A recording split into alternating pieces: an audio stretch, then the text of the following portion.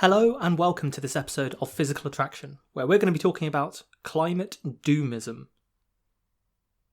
If I had been writing this series 5 years ago, I wouldn't have included this episode. Nevertheless, I think it is important and intellectually honest for any very well-rounded approach to the subject of climate change to include this. I also want to emphasise some caveats right at the start. One of the things we often find ourselves repeating as people who are concerned about climate change is that we're pushing the Earth into a space that we've never seen before.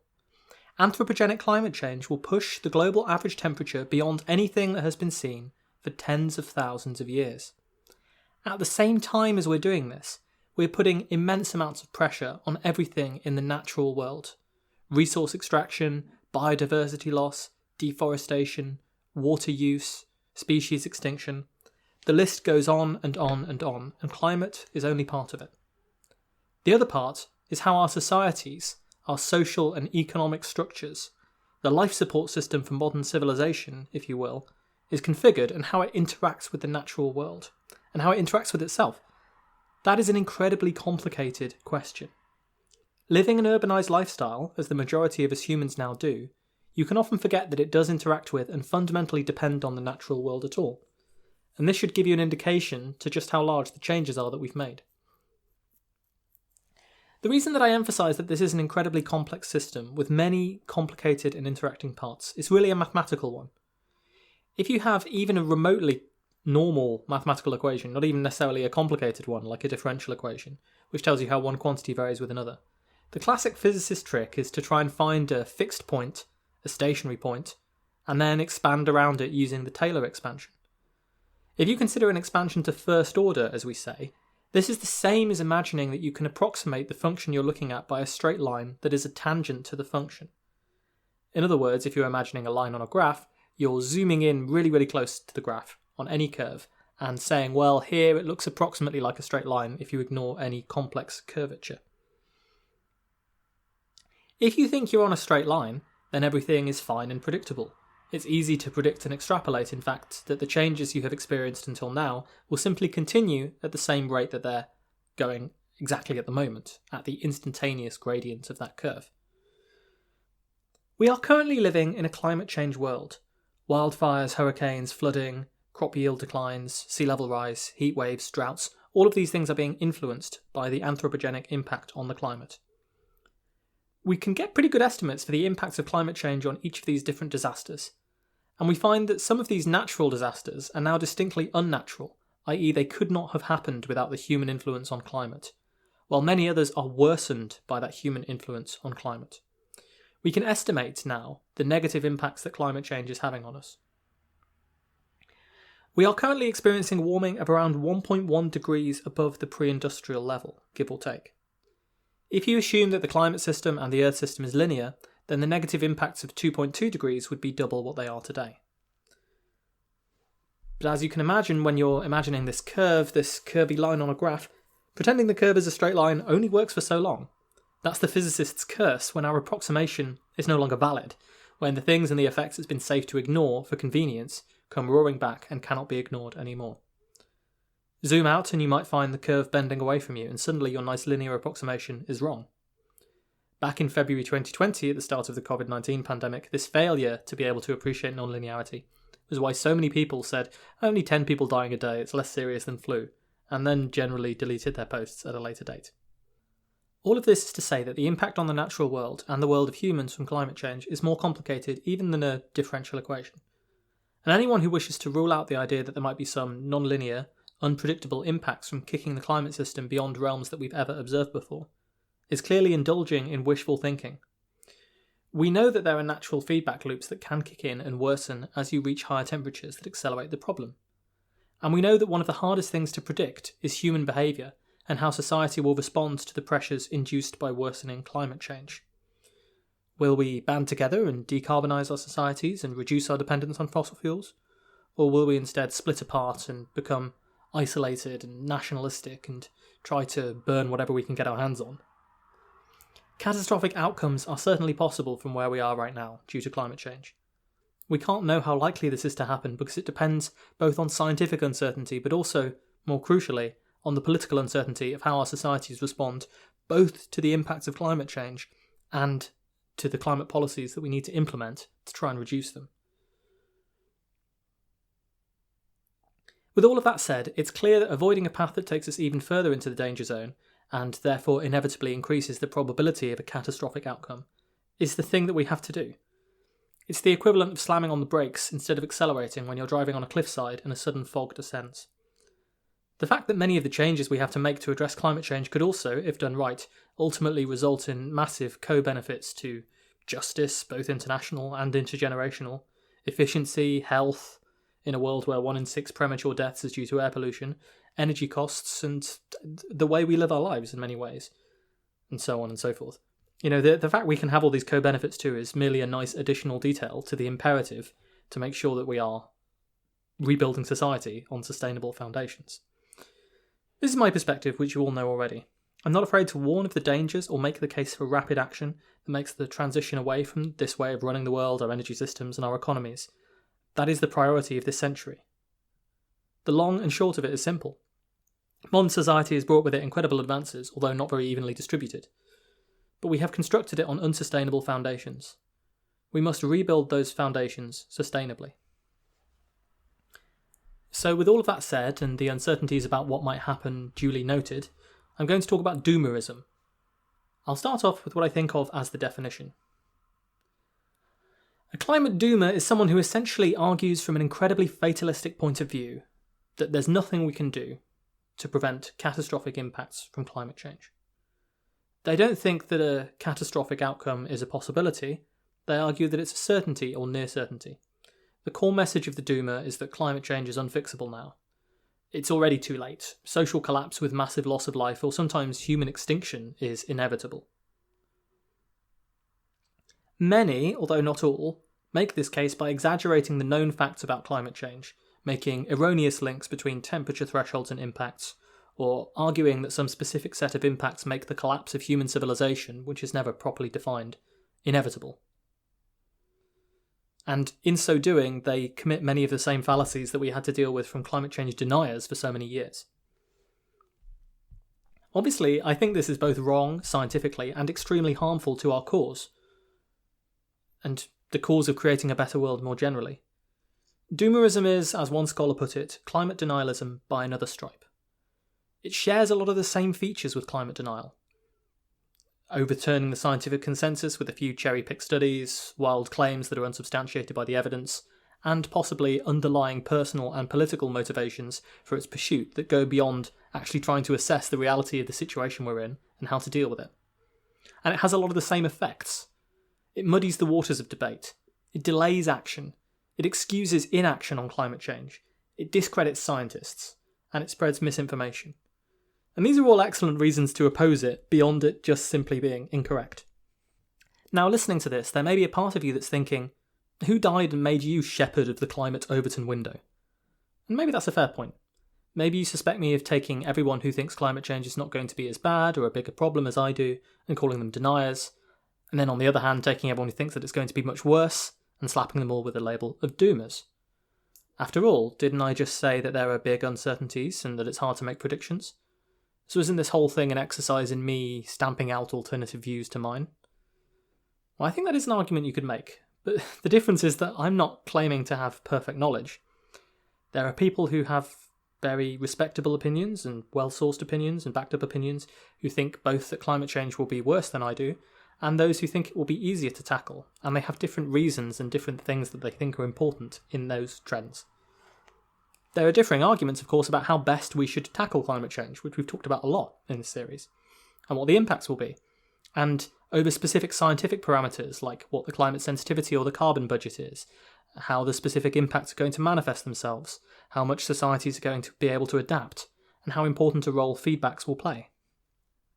In this series, I do try to present these uncertainties on both sides of the argument, where there are two reasonable sides of an argument. Of course, I have my own opinions, which are probably clear already. But I would contend that the doomism I'm talking about is vastly overcertain in its extravagant claims, incorrect and damaging. It really is a new form of climate change denial, and so it's not intellectually honest of me not to combat it in the same way. Specific doomer beliefs are varied. We'll get on some of the calling cards in a bit, but I want to give you a flavour. Here is a quote from perhaps the classic and the first and the doomiest doomer, the doomer before it was cool, Guy McPherson. He's coined the term near-term human extinction, which he's been peddling online for many years now to a small group of followers. This is a quote from the massive climate change essay on his website, which has long been a bit like a doomer Bible. Quote, "The Great Dying wiped out at least 90% of the species on Earth due to an abrupt rise in global average temperature about 252 million years ago. The vast majority of complex life became extinct. Based on information from the most conservative sources available, Earth is headed for a similar or higher global average temperature rise in the very near future. The recent and near future rises in the temperature are occurring and will occur at least an order of magnitude faster than the worst of all prior mass extinctions. Habitat for human animals is disappearing throughout the world, and abrupt climate change has barely begun. In the near future, habitat for Homo sapiens will be gone. Shortly thereafter, all humans will die." End quote. What follows is a very, very long list of paragraphs in which some scientific papers are cited, usually to cherry-pick the worst possible sounding conclusion or result, and to give the appearance that these wild claims are supported by the science. But of course, this claim that all humans will die in very short order, in the near future, is never backed up by any of these papers. Perhaps indicating the level of scientific credibility this guy has and the track record for his predictions, although he is still quoted in some quarters as an expert. I should point out that the whole essay starts with this. Quote, "Updated most recently, likely for the final time, on 2nd of August 2016. Yeah. I agree we've had an apocalyptic 3 years, but McPherson's repeated predictions that all of humanity will go extinct next year, no, maybe next year, strain credulity to breaking point. McPherson's near-term human extinction movement has a Facebook group. Full disclosure, I was banned from that group after identifying myself as a climate scientist and trying my best to answer the questions that people put to me. Because you see, the group has a rule, a ban on promoting what they call hopium. Anything remotely hopeful is barred from the discourse. You have to accept near-term human extinction as inevitable and unavoidable, or at least say that you do, as part of the condition of joining, and I was kicked out because I broke those rules. Now, I thought I was pretty morose, but the people in that group make me look like a sunshine and rainbows optimist. Now, not everyone's doomer rhetoric is quite as extreme as McPherson's. He's been a fringe figure for many years now, and the Facebook group has a few thousand members. But the worrying thing is that I and other climate scientists I know have begun to see in recent years is at least aspects of doomerism and doomerist thought entering the mainstream, which is part of why I want to talk about it.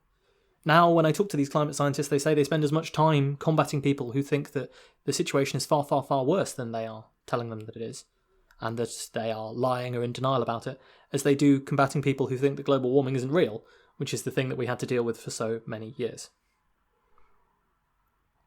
I don't want to get too much into a taxonomy of doomers, partly because that would involve me sitting on some iron throne and judging who is or isn't a doomer, but I'm going to talk about a few case studies, and I'm going to give you broad outlines of the way that these people argue, and then you'll have to make these judgments to a certain extent for yourself and see how well people are supporting their arguments. But another example I'm going to refer to quite often is someone who did refer to Guy McPherson's essay in their original piece.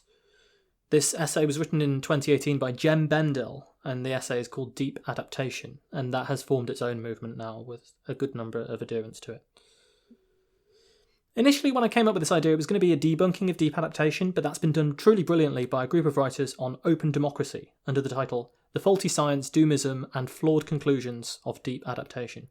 Now, that does a brilliant job of going through point by point and debunking all of the specific scientific claims and the flawed methodology of deep adaptation, while also making the strong case that doomism is very counterproductive to the climate movement. So I do urge you to read that piece if you want much more in detail about this. Open Democracy, The Faulty Science, Doomism, and Flawed Conclusions of Deep Adaptation. Take a look. Let's talk about some telltale signs of doomerism and refute them then. One core argument that a lot of doomers use is that climate scientists are basically underplaying the threat from climate change. The arguments here vary. Sometimes you'll see a few cases of climate scientists who've been involved in lobbying on global warming, and they will then argue that they have ties to the fossil fuel companies or some political agenda. They will say that scientific reticence and the requirement to get consensus before anything can be declaratively stated for sure means that climate scientists can't tell the truth about how bad their findings are, for fear they will face a backlash from the community. They will say that scientists are under a degree of pressure to produce acceptable results and acceptable findings in favour of a narrative that supports the status quo, and doesn't explicitly imply the need for radical changes, and so on. The first allegation that climate scientists have ties to a political agenda that prevents them from revealing the reality of what they find is basically straight from the climate deniers playbook, only reversed. So let's quickly deal with this by assuming that it was true and then comparing it to what's actually happening. Let's say that scientists were all trying to downplay the severity of climate change. Maybe the implication would be that scientists are tweaking their models and underplaying climate sensitivity so that damages look less bad than they are. Remember, this is how much warming you get when you put a certain amount of CO2 into the atmosphere. But the most recent generation of models has higher climate sensitivity than any generation of models before it, to the extent that the community is trying to reconcile it downwards to more closely match other lines of evidence for what climate sensitivity is. In other words, if climate scientists were tweaking their models to make the situation look better, by, for example, omitting important feedbacks or something, they would end up having tweaked their models to give a higher estimate for climate sensitivity than estimates that you get from other line of evidence, like some paleoclimatic data and empirical observations of how much warming we've had thus far. Besides, in this case, if you are to say this, you're again making the denier's error that science is some monolithic thing. Different scientists argue for different levels of climate sensitivity, they use different models, they use different lines of reasoning to get there, and that's what gives you an uncertain consensus, as you have lots of people who have different opinions about what's going on. But more fundamentally than that, if scientists were systematically underplaying the threat from climate change, why would we produce so many papers that simulate and describe impacts from RCP 8.5, a worst-case scenario of unmitigated emissions which now looks unlikely to come to pass, and would require emissions to continue growing unabated until the end of the century? We see, in reality, that coal use is now starting to decline, but in RCP 8.5, it's 2 times, 3 times what it is by the end of the century, what it is today. Surely, if you were systematically downplaying the danger, you would never use such a scenario. You would try everything you can to use only scenarios that assume that climate mitigation is successful. That would be perfectly justified, wouldn't it? If climate scientists were only simulating papers and studies that assumed that the policies that governments say they'll do will be enacted. But instead, most of the studies that we do, and then the studies that get cherry-picked by these people, are assuming that governments will throw all of their climate policies out the window and in fact just continue to exploit fossil fuels faster and faster than ever before. The fact that instead we often present papers that compare a high emission scenario to a medium emission scenario, or a high emission scenario to a successful mitigation scenario, demonstrates that we're exploring all of the options here, and we're certainly not downplaying or indeed overplaying anything. By contrast though, doomers always tend to cherry-pick from the highest emission scenarios, and they sometimes elide the impacts that are predicted from 2100 to be somehow imminent. But the whole point of a scenario and having a range of different scenarios is to demonstrate how much climate change and how much the impacts we're going to face still depend on what we do over the coming decades. Indeed, if you look at all of these different scenarios, the emissions up to about now, 2020, are pretty much the same in all of them. It's only later in the century that they start to diverge, with the high emission scenarios shooting off into the atmosphere and the low emission scenarios going down to net zero rapidly, and then in many cases removing CO2 out of the atmosphere later. I mean, we can talk about how feasible that is, but the point is we've got a range of different scenarios here that depend on a range of different activities. So are doomers saying that it's impossible for us to do anything other than increase emissions by a factor of 4 over the next 80 years? Seems like a lack of imagination and ambition to me. And of course the irony is that doomers wouldn't even be able to cherry-pick these studies which examine high emission scenarios in the highest end of climate sensitivity models if climate scientists were systematically downplaying the danger, because we'd never consider simulating them in the first place. But these things are simulated by the mainstream communities, the main modelling groups, the main IPCC reports include them. All of this stuff is part of mainstream climate science, and it's certainly not downplaying the threat.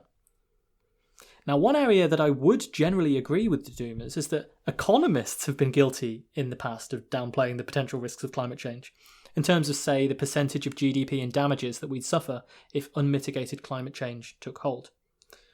We've discussed this at length in other episodes, and I'm very happy to criticise that, but that's very different to saying that climate scientists are downplaying what their scenarios simulate. Lots of scientists hope, and I think believe perhaps naively, especially in a field like this, that they can be completely apolitical And therefore they want to say, well, we're just simulating the simulations, and if our paper says the world will end at 9 degrees Celsius, we're not going to tell you how to do your business, but we think you should probably avoid that. And I think that, to an extent, is naive, because it means that economists and policy types fill in the gaps where the scientists aren't making declarative enough statements. But I will criticise that level, but it's not really the fault of scientists so much as economists and policymakers who are downplaying the threat.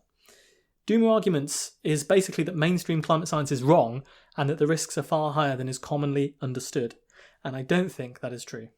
Another thing that you'll often hear them say is that scientists are reticent to say things unless the results have been demonstrated to be robust and that there is consensus about what they mean, and that this produces these IPCC reports which have to be produced in a slow and lengthy process and eventually come to some mild statements about, well, we have moderate confidence that X will happen and some confidence that Y will happen. Yes, this is a valid point. Anyone who's ever read a scientific paper knows that it's full of caveats, that scientists are usually very careful making exact claims. And that's the whole point, because they write for an audience that is trying to tear them and their arguments apart. And they always will. It's an adversarial process. You can't just come in and make claims without expecting people to rip it out of you if you make mistakes or if there are contradictory lines of argument, lines of evidence to what you're saying. It's only when you can prove something beyond a shadow of a doubt that it's considered to be settled science. That's how science works. That's how it's supposed to work. Imagine if we didn't insist on consensus and lines of evidence before declaring something was true. If we didn't talk about uncertainties, but instead just cherry-picked outcomes to fit a political narrative.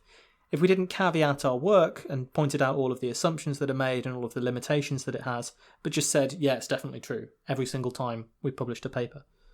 That wouldn't be science. So although I'm sure there are aspects of discourse where uncertainty is overplayed and this has caused delay in some cases, I would argue that it's an inevitable feature, not a bug, of a process that tries to determine what the truth is. It takes time to thrash things out and argue the case and gather evidence and explanations before you can prove anything, in the same way as you'd want a full and fair trial before passing down a sentence. In the Doomer literature itself, we see precisely why this is. None of this stuff would get published in a proper peer-reviewed academic journal. Just look at Guy McPherson. There's a reason that the claims that climate change will cause human extinction don't make it into peer-reviewed literature. There can be awful impacts, it's true. If we continued with high emissions for some decades, there would be parts of the Earth that would become uninhabitable. That would create millions of refugees and destabilise society. But the leap from that to human extinction? Human extinction is a very high bar. Global thermonuclear war probably wouldn't lead to human extinction. That hardly means it's a good idea to have a global thermonuclear war. But instead you see this jumping to conclusions from A to B to E to Z. For example, many doomers love the Arctic methane feedback loop. They will often suggest that this is underestimated in current literature. The idea is that the melting Arctic would lead to a catastrophic eruption of methane which would, in the doomist view, basically trigger the end of the world. The most recent scholarly evidence on this suggests that the Arctic methane feedback, while still a real concern, is likely to account for a few extra years of human emissions, particularly on a mitigation pathway, i.e. if we keep temperatures low and we take action to avoid climate change, the feedback effect is less bad. There's little evidence that sudden catastrophic releases of methane can happen, and the idea that they have caused large spikes of temperature in the past has been largely discredited. It's basically considered at this stage to be more of a slow burn, although, as ever, reasonable people disagree about the potential magnitude of this feedback. The idea of a sudden catastrophe has definitely not been borne out by the evidence since it was first proposed about 10 years ago. But this is nothing, because a trope you'll often see in the doomist literature is that the first time the Arctic is ice-free, it will immediately cause a clathrate gun to go off, where all of this methane is suddenly released, which will then inevitably lead to human extinction. If you try to wade through the endless cherry-picked essay on Guy McPherson's website, this is basically the argument he's making. And each point of it is not substantiated by the evidence. There is no evidence that an ice-free Arctic will cause massive sudden methane release sufficient to raise global temperatures by multiple degrees at once. But this massive leap of logic is just asserted without evidence. Deep Adaptation does this too, picking up on a prediction about Arctic sea ice made by one scientist, Peter Wadhams, which the consensus suggests is probably inaccurate. And then it uses it to claim that somehow this renders the calculations of the IPCC redundant, along with the targets and proposals of the UNFCCC. End quote. So yeah, just throwing all of climate scientists and all of mainstream climate science in the bin based on some pretty sketchy predictions that don't even mean what you think they mean anyway. That's the level that we're dealing with here. And the problem here is that cherry-picking for the papers, conclusions, or scenarios that support their worst nightmares is a trope amongst doomers just as much as it is amongst climate deniers. If I wanted to, I could go through the literature and find the people who say climate sensitivity will be really low, economic impacts will be really low, transitions will be really fast. Why don't we just focus on this scenario that is not very realistic, where we immediately cut our emissions to zero, all this sort of thing. And then I could make an argument that was just as well sourced as the Doomist argument, saying there's absolutely nothing to worry about and you shouldn't even bother devoting a second of your time to thinking about it because it's not going to be a big deal and it's basically already solved. If you allow yourself to do that, rather than, assessing all of the evidence, then you can come to faulty conclusions. And if that's the standard of evidence that you have, then there's no reason why people couldn't completely contradict you with equally bad evidence. So this is a Dumas paradigm. You take some event that is likely to come in the future, say crossing 1.5 degrees of warming. That's an arbitrary threshold, except for the fact that the world agreed on it as an aspirational target in the Paris Agreement. Or you take an ice-free Arctic Ocean, which unfortunately may well happen soon. Once you've got that event, you point out validly that this event is likely to happen soon. But then what you do, as a doomer, is wave your hands and link this to some catastrophic impacts without a great deal of evidence. If you like, you can use the word feedbacks a bit to justify it. In fact, another false claim that the doomists have regularly put about in recent years is the idea that mainstream climate models, quote-unquote, don't include feedbacks and therefore horribly underestimate warming. I've been in arguments with people who say that the models don't include the effects of melting ice as a feedback. But this has been included since the 1980s. It's a big part of why all models warm the Arctic faster than anywhere else. Climate models don't include perfect representations of every feedback. This is true, and much work is being done all the time to improve their representations of feedbacks so that we have a better idea of what is going on. But they do include most of the feedbacks that we have decent confidence about, and people will give you estimates for what the rest of them mean. And they might mean that the carbon budget is smaller, but our evidence for them being catastrophic, particularly if we do a lot to mitigate climate change, is very low. Another model that doesn't include accurate representations of feedback is the Doomer model, where the second you cross 1.5 degrees Celsius, which, as I've said before, is quite arbitrary, quote-unquote feedbacks inevitably kick in and accelerate us on into inevitable human extinction. But that is not a good representation of what climate and carbon cycle feedbacks are expected to do. We talked about this idea before and its limitations in our thermonuclear takes episode on the hothouse Earth papers some years ago. But the idea that you attach runaway climate change to a specific temperature threshold is even more damaging. Because once you believe that the world ends at 1.5 degrees, and we're inevitably headed there probably in the next 10 years, then what's the use in even trying? In these arguments, you will see that another tactic that doomers use a lot is the so-called Mott and Bailey tactic. For those of you who didn't grow up in a nation with castles or learn about them in school, a Mott and Bailey castle is a castle on a hill. That's the Mott. There's a walled courtyard below. That's the Bailey. If the castle is attacked, defenders who start in the Bailey have the option to retreat to the high ground of the castle in true Obi-Wan Kenobi style. This is a mode of argument where you make a very bold claim, and then you're challenged back down to one that's much easier to defend. So, for example, in the Doomy case, you might claim, within 5 years we'll trigger irreversible feedbacks which will lead to the destruction of civilization and human extinction. Then, if challenged, you can say, well, study X suggests that we have 5 years of carbon budget left for 1.5C, and after 1.5 of warming, study Y suggests that permafrost melting will accelerate. So you can see clearly here which is the Bailey and which is the Mott, right? People start with this wild claim about human extinction, and then retreat to, well, we're quite close to 1.5 and that will lead to feedbacks or something. Clearly, I don't need to explain to you that there's a huge logical leap from permafrost will be melting faster in 5 years to human civilization will be put on an unstoppable path to destruction in 5 years. But you do see this often. For example, sometimes they'll predict that societal collapse is inevitable. Then, when challenged on how you can prove that when societal collapse is not even well defined, they will fall back on a safer position which states that we should consider the possibility of extreme and worst case scenarios. They might make some outrageous specific claim about how bad climate change is inevitably going to be, and then when challenged on it, they will fall back on a study that says the effect is worse than anticipated. well, yeah, there's a gap between worse than anticipated and catastrophically bad. It only has to be 5% worse than anticipated for it to be worse than anticipated. It's this vagueness, this elision between different conclusions that is often used to make these claims. They will then talk about how we need to prepare for societal collapse, and then fall back on the idea that we should adapt to the anticipated effects of climate change. The aim is then to appear much more reasonable, and indeed the person you're arguing with can't really disagree with the more reasonable point that you make up. I mean, yes, of course I would agree we should prepare for worst case scenarios. You should always prepare for the worst case. Yes, I agree that you can find predictions in the literature that were too optimistic. Of course, you can also find some that are too pessimistic, but this somehow doesn't get mentioned. Yes, I would agree that we need to adapt to the impacts of climate change that are now inevitable, and I don't think we're doing enough to do that. I don't think we're prepared enough. Especially, there's not enough preparation globally, internationally, and we're leaving a lot of less wealthy countries in a horrendous position to tackle the impacts of climate change that are coming down the line. And those are terrible things that we need to address. But I think the mainstream would agree with me there. These are not controversial positions. What is controversial is saying that the world is going to end in 10 years.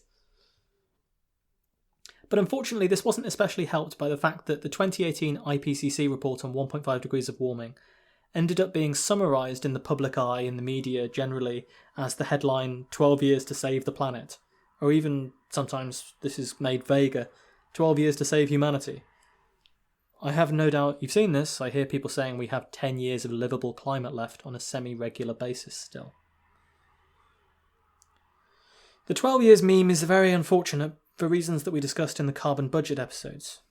Partly because it relies on this idea that we'll have the same emissions for the next 12 years as we did in 2018, and then we'll cross the carbon budget for 1.5 degrees, and so will very likely exceed 1.5 degrees of warming. This is wrong on so many levels. For one, it assumes our emissions don't change. If they shrink or rise, it's obviously wrong. Furthermore, in 12 years, if our emissions are still the same, we will have emitted enough CO2 to warm by 1.5 degrees Celsius, but we probably won't have warmed by then for a few extra years after that. Of course, there's inertia in the system, so in 12 years, if our emissions are still the same, then we'll also guarantee more warming in the future because it will take time to get from there to net zero. So a more accurate statement might be, if global greenhouse gas emissions drop linearly to zero starting from 2018, we'll have around 24 years to have a decent probability of avoiding 1.5 degrees Celsius of warming. That's still pretty radical. You need to get to global net zero by 2040, but it's a less catchy slogan. But of course, the more objectionable part of the 12 years to save the world bit is not the 12 years bit, but the save the world bit. Because the whole point of the IPCC report in 2018 was to explain the impacts of climate change at 1.5 degrees Celsius. Remember, Paris had two targets. It had the main target, which was 2 degrees, and the aspirational target, 1.5 degrees. And off the back of Paris, they decided to commission this report, which would see what the differences were between 1.5 and 2. To demonstrate that 1.5 was a better target, because it was arbitrarily chosen. Well, it's a little unfair to say it was arbitrarily chosen. Instead, there was a very vigorous and important campaign by less economically developed and more vulnerable countries to insist that the 1.5 target was included in the report. It was a valiant thing that they did in Paris. And the report in 2018 has now shown us that there are pretty huge differences between 1.5 and 2 degrees Celsius. But this is the point of the report. It tells you what the impacts are of 1.5 degrees Celsius. They're bad, and we'd rather avoid them, but they're not human extinction. You can read the summary of the report in plain language to see that. Climate change is not a binary choice between catastrophe and everything's fine. To say that is denial of the impacts that it's had already, and to say that is denial of what we can do to stop the impacts. Things are already quite bad at 1.1 degrees Celsius. Things would be much worse at 2 degrees Celsius than 1.5. That was the whole point of the 1.5 report. Yet Doomists will often be so extremely vague about this, or leap on the 12 years and other similarly arbitrary deadlines, and then attach this somehow to the narrative of accelerating feedbacks, which is not really what the report says. So sometimes you will see 12 years until climate change becomes irreversible, or catastrophic climate change becomes inevitable, as alternative formulations, neither of which is any more accurate. For people whose homes have already been flooded, whose lives have already been ruined, it's already a catastrophe. And unfortunately, barring huge, large-scale removal of CO2, The effects that we've had are already irreversible. They're not likely to be reversed in anyone's lifetime who's listening to this. But is catastrophe inevitable? No. No, not for everyone. There are lots of catastrophes in the future that can be prevented. And the whole point, the predominant message, if there was a predominant message that's come out of climate science in the last 20, 30 years, is just how much is still within our power to control and how much we can change if we stop burning fossil fuels and emitting greenhouse gases. I want to get really pedantic and give you a solid example, a solid case study, so that you know I'm not fighting against a straw man here. And I'm going to quote some more from Jem Bendell, who is the guy behind Deep Adaptation. By the way, Guy McPherson is a doctor of forestry. Jem Bendell is a professor, I believe, of philosophy. But both of these people will refer to themselves as doctor and professor in all times, without mentioning that their academic qualifications are not in climate science. Now again, am I being a tone police person here and saying you can't comment on climate science if you're not an academically qualified climate scientist? No, of course not. Everyone has a right to research these things and comment on them for themselves and listen to what they want to say. But what I will say is that, going around saying I'm a professor, emphasising my academic qualifications, it's an interesting tack to take, right? If I'd got a degree in physics and I went into history and said that historians are completely wrong about the Roman Empire, and then kept telling everyone that I was Dr. X or whatever, the implication is that I know more about Rome than historians do. And if you're going to be like Jem Bendell and claim that you know better than all of the mainstream climate scientists who are in denial, emotional denial about what's going on, then I think you need to be more generous and more obvious and more straightforward about what your qualifications are. But I mean, we're going to see, and we're going to quote a response to some of his critics, and you can assess for yourself how intellectually rigorous it is. So he had a blog post where he responded to some climate scientists critiquing his work. The blog post, if you want to look it up,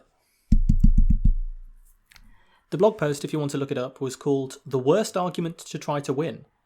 And Bendell said that he will make 2 minor corrections and clarifications on his original paper as a result of their critique. So this is just one of the sections where he addresses critics. And he's talking now about his deep adaptation paper, which started this movement, which we mentioned. He says, quote, "In the paper, I wrote, quote, scientists who estimated that existing CO2 in the atmosphere should already produce global ambient temperature rises over 5 degrees Celsius. And so there is no carbon budget. It has already been overspent."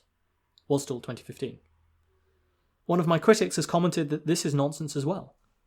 I looked again at the sources and the critics of the author's methods, and I agree that it is not a widely shared view, which would have been appropriate to note in the paper. However, the 2 points remain. First, Dr. Wolfgang Knorr has recently estimated that the carbon budget will be spent by 2025.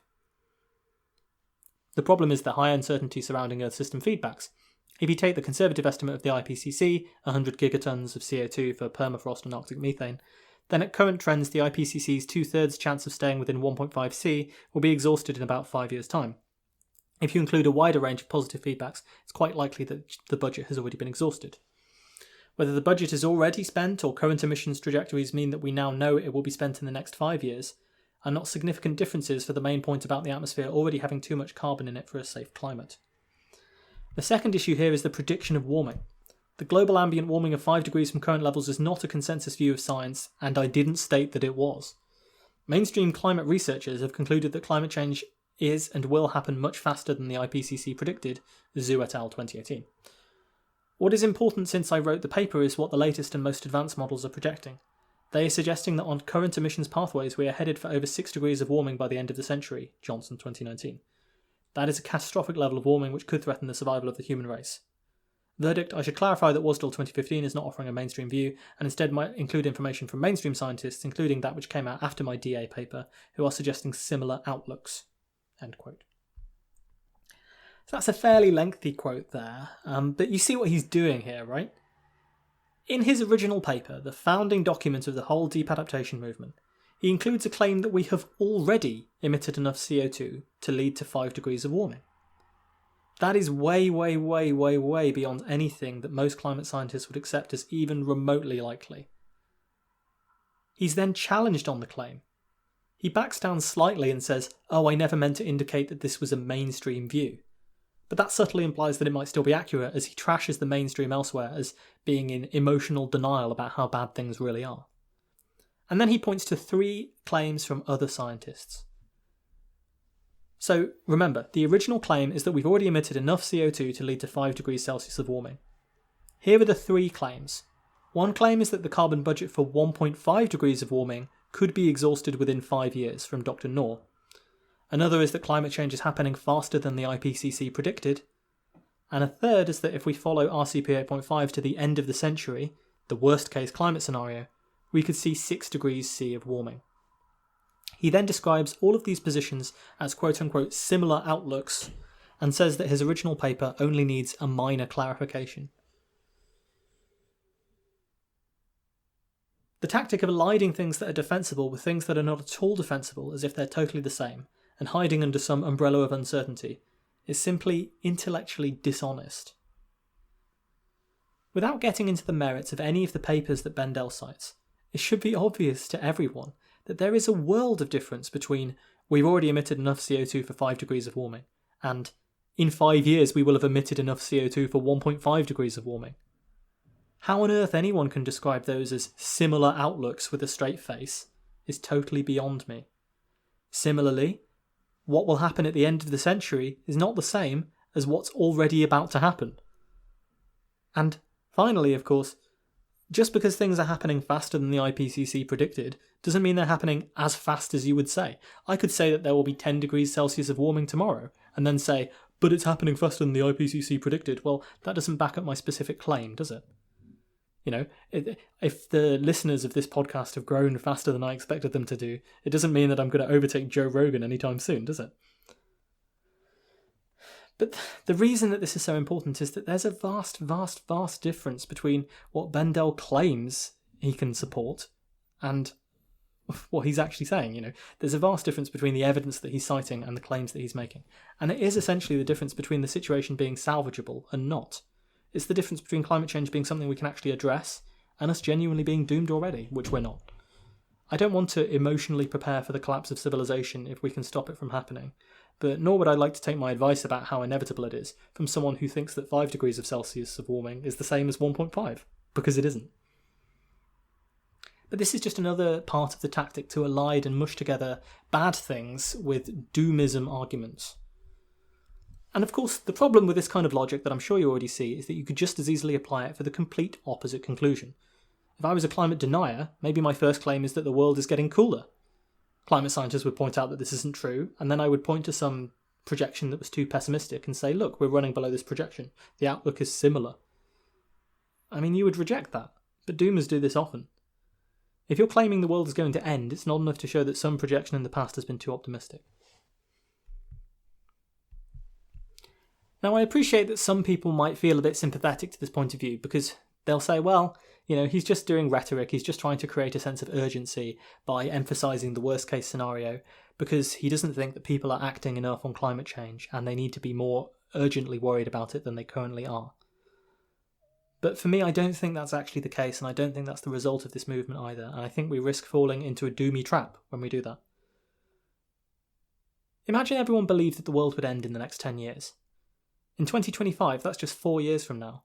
We'd be halfway there, and not much progress has been made yet. It's feasible that in 5 years, emissions could be more or less the same as they are today. Should we give up? Of course not.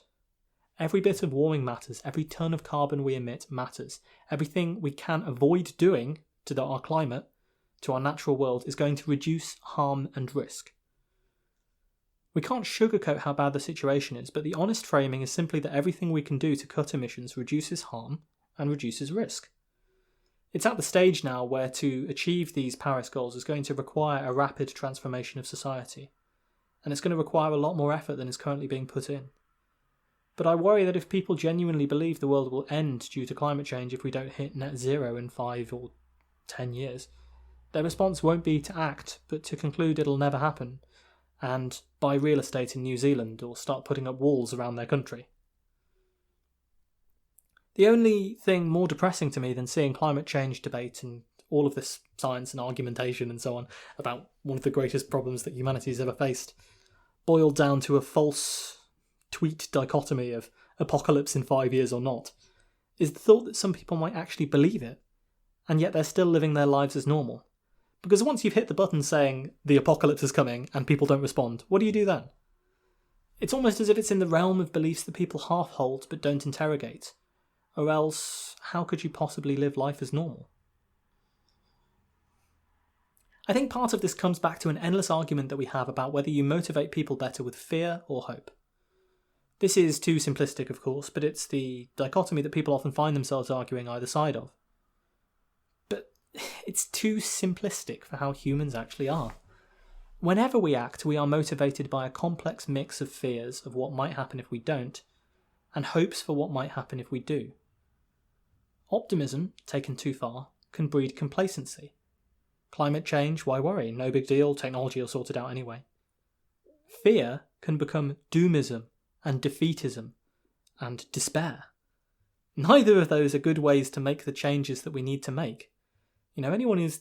Think of this as an analogy to your personal life if you think of a situation where you were stuck doing the wrong things. Do you think being wildly optimistic about the future was going to help? No.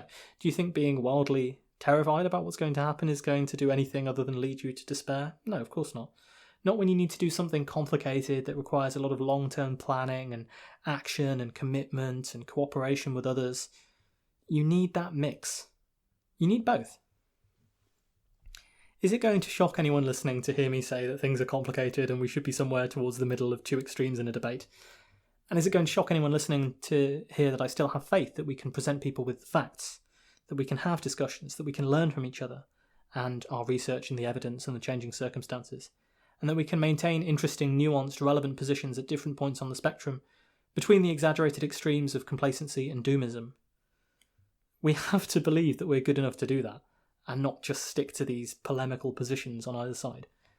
And of course, when you misrepresent the facts, it has far worse consequences beyond that. Some people seem to think I am naive to think that, so let's talk a little bit about why doomers doom. So, in the next episode, I want to talk a little bit more about why doomers doom. Thank you for listening to this episode of Physical Attraction. Remember, you can find us on the web at physicspodcast.com. There you will find the full archive of all of our episodes that we've done in the past, and you'll find the contact form. You can get in touch with us with any comments, questions or concerns that you have about the show. Please do. I love hearing from you. You can get in touch with us on social media as well. We're on Twitter at PhysicsPod. And there are ways you can support the show by donating to us through Patreon, subscribing and getting episodes early. All of that information is on the website at physicspodcast.com. Until next time then, please do. Take care.